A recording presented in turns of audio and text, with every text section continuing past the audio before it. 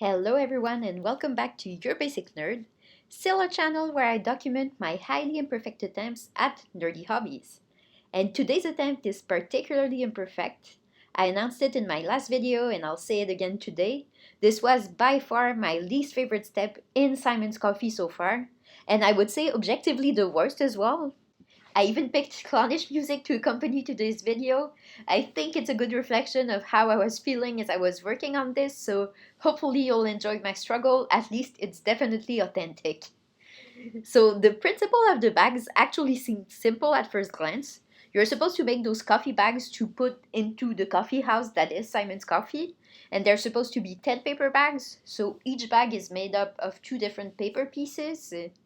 The first one is the main body of the bag, so it comes in one big flat piece that you cut out, and then you fold the sides to make a rectangular box, and then you're supposed to roll the top, and finally stick a little label onto the front. That's the second part of each bag. So it seems simple on paper, huh? But in practice, this was a very finicky step. You will see me struggling throughout the video and coming back to the instructions manual to understand how I'm supposed to roll the top of the bag specifically, as the design of the main body made it very difficult to do that. I ended up doing that step over 2 days and actually looking at other YouTube videos to try and understand how this was supposed to work. So I was very glad to see on YouTube that my interpretation was confirmed and that there was something wrong actually with the design of the bag itself.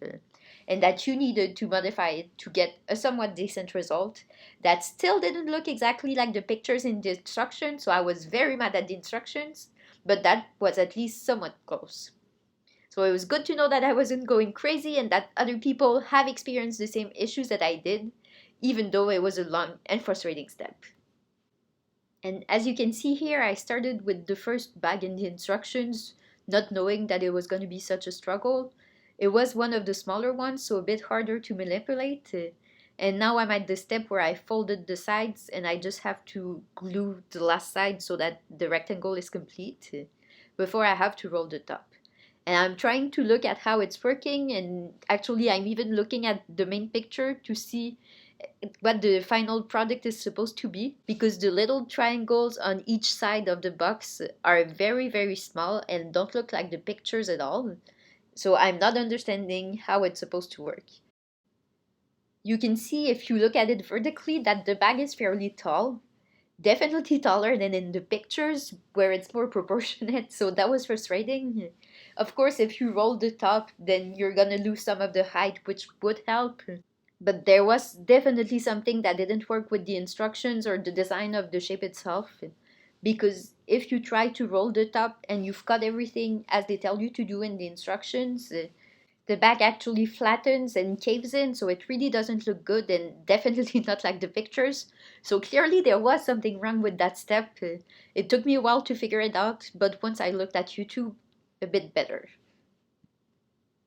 You'll see here that I look at the instructions again and I'm so confused about the little triangles on the sides that I don't understand how they're gonna fold and look like the picture. I ended up gluing the side to make the rectangle anyway to see if there was something I wasn't getting, and now I'm looking at it like a stupid person and not understanding how it's supposed to work. It's actually very contrary to what I like the most about model kits usually, that when you follow the instructions correctly, you're supposed to get a fairly small range of results. So maybe your piece will look a little bit worse than what's in the instructions, but overall you're close. You don't really need to think about being creative or modifying anything. You just follow the instructions, you're happy with the result, and you move on with your life. But this time it really wasn't working out that way. And maybe I was also a bit less patient because, as I said, I started this step right after the cafe menus that I featured in my last video. So maybe I was a bit less patient, but still the step itself was flawed. So that was the most frustrating part, that it wasn't working like it was supposed to. Now you can see the main issue that I was having with the fold. There's only a tiny piece of paper left on top that you're supposed to roll, but then if you try to roll it further, it destroys the whole shape of the bag, so really something isn't working. I took a break, went onto YouTube, looked at what other people had done, and I ended up cutting a longer line into each corner of the bag so that you would be able to fold it further. It did the trick. Obviously, the first bag still isn't that great because I'd already glued everything together and tried several ways to make it work. So it's a bit gross and not perfect, but I was happy to stick with that for that day. I ended up putting the label on it and I stopped there. And here is your close-up of the first bag.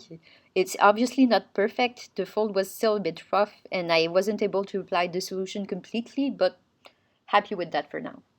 I took a little weather break and a week break actually, and then I came back to it for the next bags, the 9 remaining bags. I started again with the first one that I'd already cut, which was a bit smaller, but now at least I understood how it was supposed to work. I also sharpened my X-Acto knife so that it would be easier to cut the lines that I wanted to cut. Also brought back the tweezers to hopefully fold the top better, and then we were in business. It took the second one to fully understand how the technique that I saw on YouTube was supposed to work. So which sides you were supposed to cut and then how to fold it afterwards. You can see me here struggling a little bit to make another cut that I didn't make at first. But clearly it was way better than the first time, and after that the process was much more smooth. So I was very happy about that.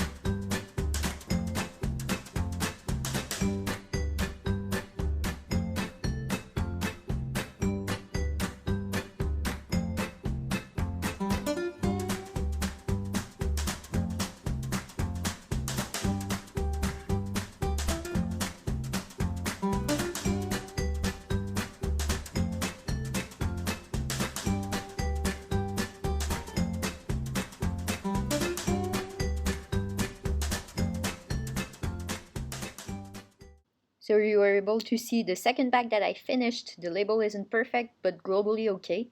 And then I just wanted to take the time to comment as I start this third bag on the general theme of the coffee bags and of Simon's Coffee in general, actually. I think the company is Chinese originally, but they seem to have this weird fixation on France. It's funny because maybe they imagined that Simon's Coffee is in France, but the design doesn't look like that. But for instance, on this paper bag, you have random French words like France, Paris, metro, or random street names, and why and how would they put that on there? I don't know. Sometimes the accuracy of the items doesn't seem to be fully there. You also see that the labels are not coffee beans but coffee drinks. So you're sticking like a latte label onto a coffee bean bag. So doesn't always make sense. Entertaining still, but yeah, the weird fixation on France and the accuracy of the items, sometimes not the best. And here I'm ready to roll the top of the third bag, and you can already see that it's so much cleaner, the process is smoother. So finally we've conquered the main technique of the paper bags with the modification from YouTube.